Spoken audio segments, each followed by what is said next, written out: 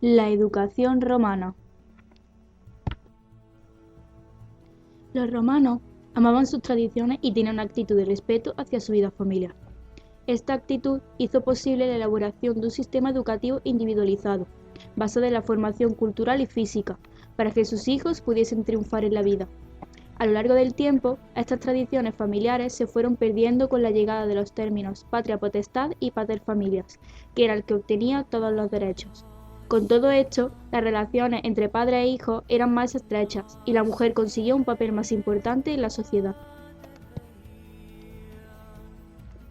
Las formas de educación en Roma variaron según los periodos de su historia.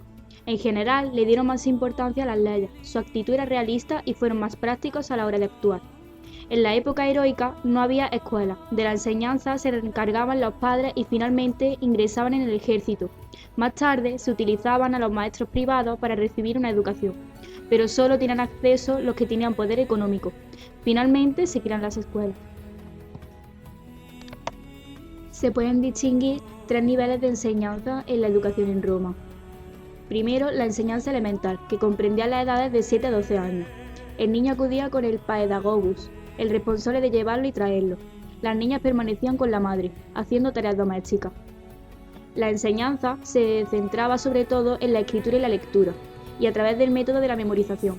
En cuanto a la lectura, primero empleaban a trabajar con palabras, luego con frases breves, que les iba proporcionando una formación moral y finalmente con textos más extensos.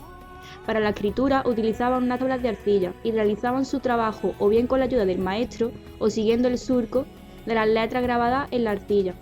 Con respecto al cálculo, utilizaban los dedos y las piedras para aprenderse el vocabulario numeral. El papel del maestro, el llamado magister ludi, maestro de escuela, era una persona despreciada. Su trabajo no estaba muy valorado y no tenía un buen salario, lo cual tenía que recurrir a la realización de otros trabajos. Pero más tarde la situación cambió. Los maestros se ayudaron entre sí y recurrieron a un asistente. La propia escuela era un edificio alquilado, ubicado en los pórticos del foro, y las aulas no estaban preparadas para los alumnos. Tenían una silla y no tenían dónde apoyarse para escribir. En cambio, el maestro poseía de una silla mucho más cómoda. La segunda es la enseñanza media, que comprende las edades de 12 a 16 años. En la enseñanza, el programa consistía en la gramática y en comentar textos de autores griegos y latinos. La gramática se encargaba del análisis de las oraciones hasta llegar a la sintaxis, y para comentar textos se debía hacer una lectura profunda y por último el juicio crítico sobre él. Acaban dominando perfectamente el latín y el griego. Respecto al maestro, la tarea del grammaticus consistía en instruir a los niños a leer textos con habilidad, que eran corregidos de antemano por él, y a comentar textos de autores muy importantes, como Homero, Cicerón o Virgilio. El sueldo era un poco mejor pagado que el maestro de la escuela elemental, pero aún así no era el que se merecía. La escuela sí era un edificio que se asemeja al de la escuela elemental, aunque en este se podía encontrar un poco de decoración. Por último nos encontramos con la enseñanza superior. Esta enseñanza destacó la oratoria y la retórica. Los alumnos trabajaban ejercicios escritos y orales.